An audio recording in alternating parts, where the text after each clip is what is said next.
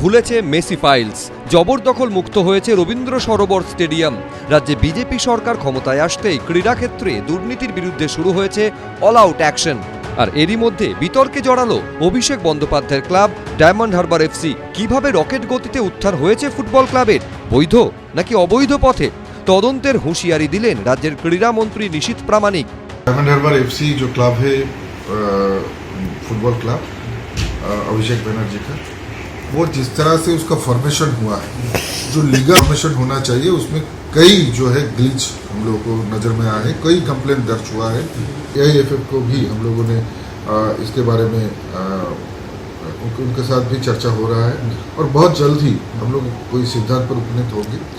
और इस तरह का अवैध रूप से अगर कोई क्लब का परिचालना करे तो उसका क्या स्थिति होगा वो तय किया जाएगा। তৃণমূল সাংসদ অভিষেক বন্দ্যোপাধ্যায়ের club diamond Harbour FC Bidhannagar পৌর নিগমের এই মাঠ এবং মাঠের সঙ্গে ড্রেসিং রুম কার্যত দখল নিয়ে নিয়েছিল বেআইনিভাবে, এমনটাই অভিযোগ করেছেন ক্রীড়ামন্ত্রী নিশীথ প্রামাণিক।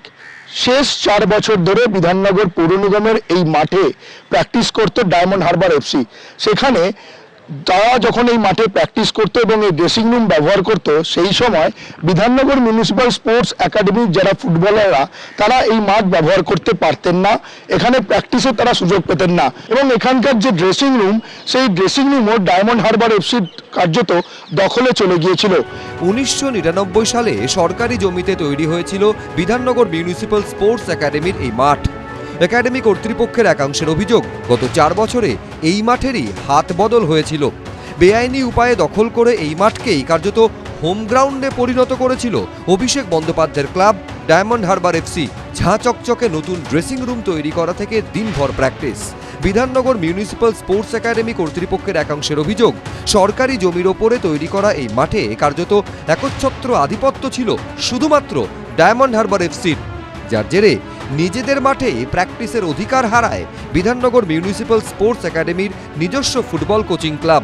এমনকি অভিযোগ, রাজ্য ফুটবল সংস্থা অর্থাৎ আইএফ এর ম্যাচ থাকলে আগের থেকে চিঠি পাঠাতে হতো ডায়মন্ড হারবার এফসিকে, তবেই ম্যাচের জন্য মাঠ ব্যবহারের অনুমতি মিলত। ডায়মন্ড হারবার টিম এখানে প্র্যাকটিস করতো। ওরা শুধু, ওদের ক্লাবটা এখানে ছিল না, ওরা শুধু প্র্যাকটিস করার জন্য এই জায়গাটা রিজার্ভ করা ছিল।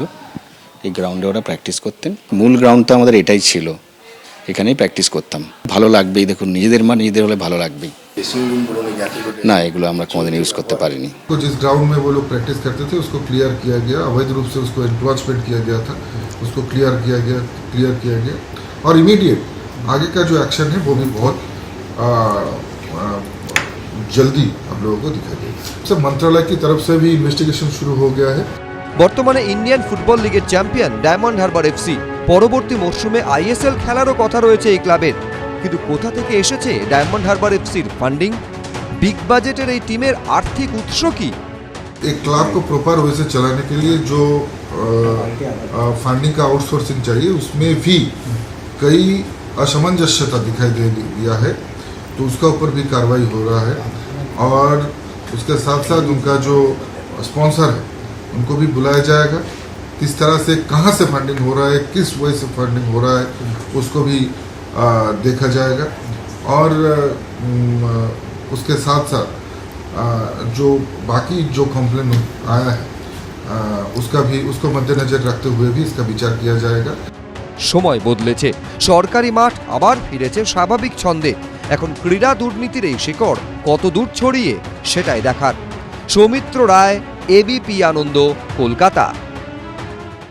এবিপি আনন্দ, এগিয়ে থাকে, এগিয়ে রাখে।